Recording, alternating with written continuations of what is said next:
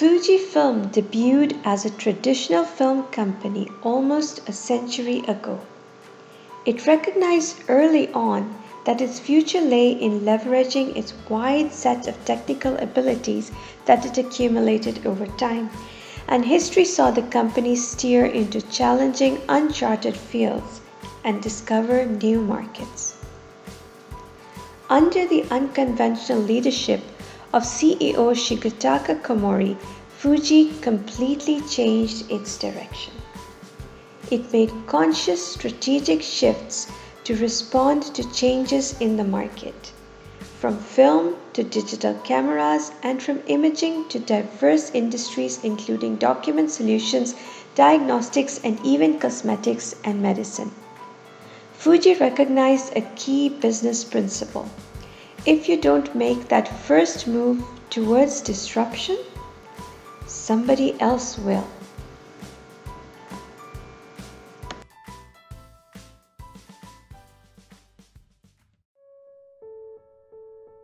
Let's see what happened in film industries.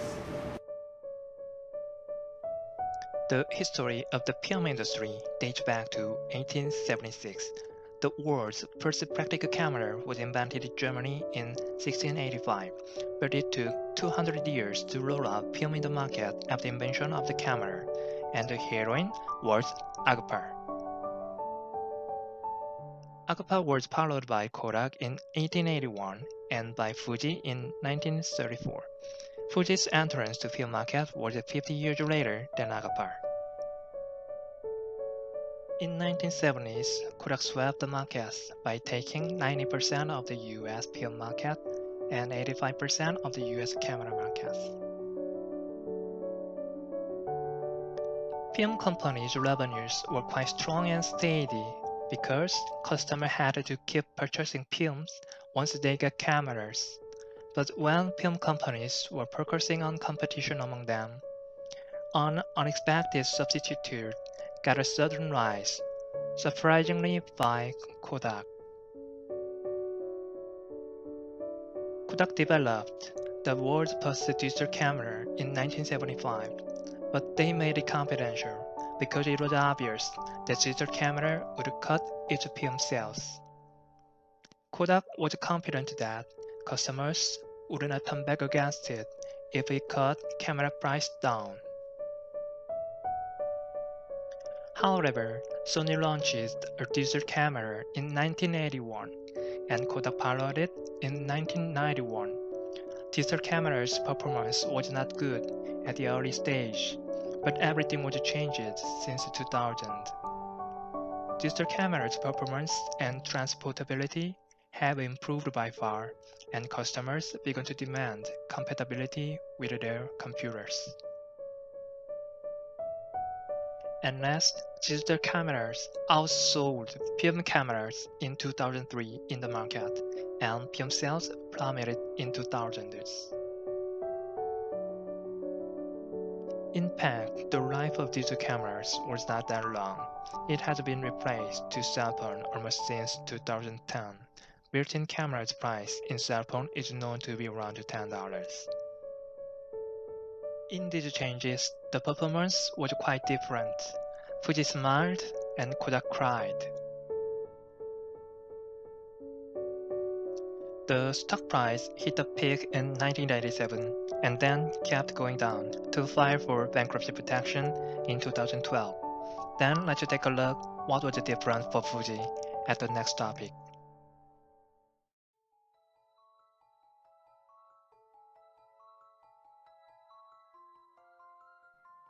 So, Kodak failed, but Fuji survived. What contributed FujiFilm's survival? While Fujifilm was competing with Kodak in film business, it also anticipated that digital wave was coming. In 1988, Fujifilm announced the world's first mass production digital camera. 10 years later, Fuji released a new digital camera which has 1.5 megapixel CCD. It was a breakthrough as a consumer product, and Fuji became one of the leading digital camera company. Fuji has invested not only digital camera technology but also medical equipment. One example is X-ray equipment. In the early 1970s, it already beginning to research and develop the foundational technology for Fuji computed radiography, the world's first device to display medical diagnostic X-rays digitally. Fuji launched FCR in 1983. It was truly revolutionary product. Of course, Fuji has improved the quality of film itself. In 1995, Kodak sued Fujifilm for WTO for antitrust argument regarding Japan market. 3 years later, however, WTO swept out Kodak's complaints, which was a symbolic event illustrates Kodak's weakness. In 2000, demand of film has peaked in the world. Since then, the decline was so rapid that it caused huge impact for Fujifilm. It was clear that Fujifilm needed to act quickly. In first half of 2004, operating income of imaging business was 5 billion Japanese yen. 1 year later, it changed to same amount of loss. To maintain financial sustainability, Fuji cut 5,000 jobs in imaging business globally. It was accounted for 1/3 of total employees who worked for the business. The company had 4 large distribution channels but did not manage distribution by themselves. It made sense when the demand was growing but could be disadvantaged when the market shrinks. So decided to acquire these channels and merge to one subsidiary to control. Fujifilm changed to holding company structure and moved Fuji Xerox under the same umbrella of Fujifilm Group. Fuji Xerox was a joint venture company with Xerox, a UK copier company.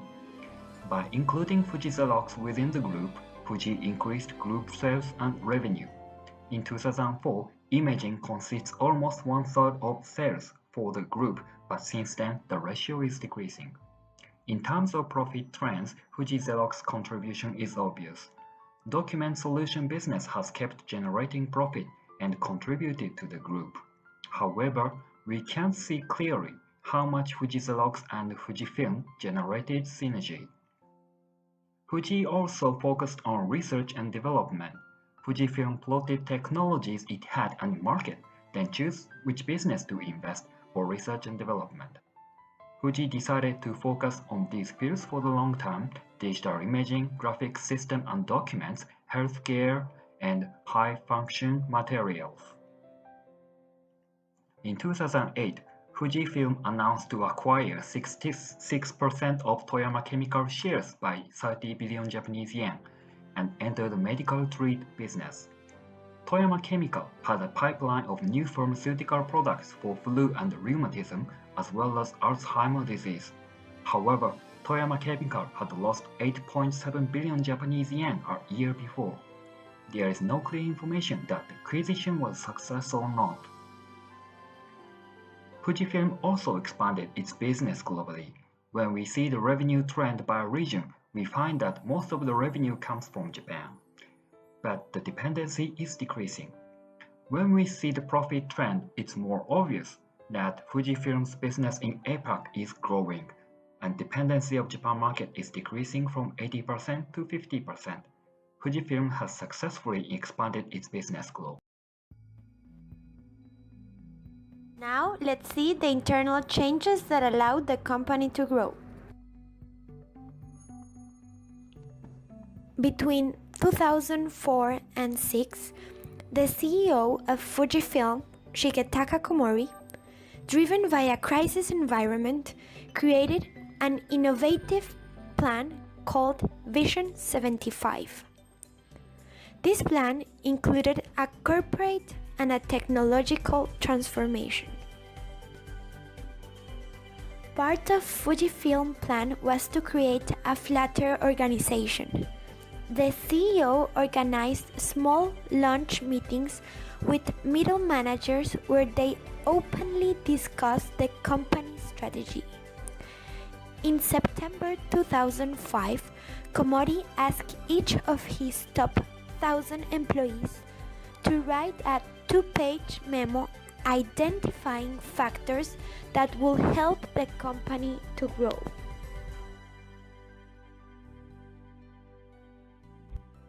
Part of Fujifilm plan was to create a change in mindset.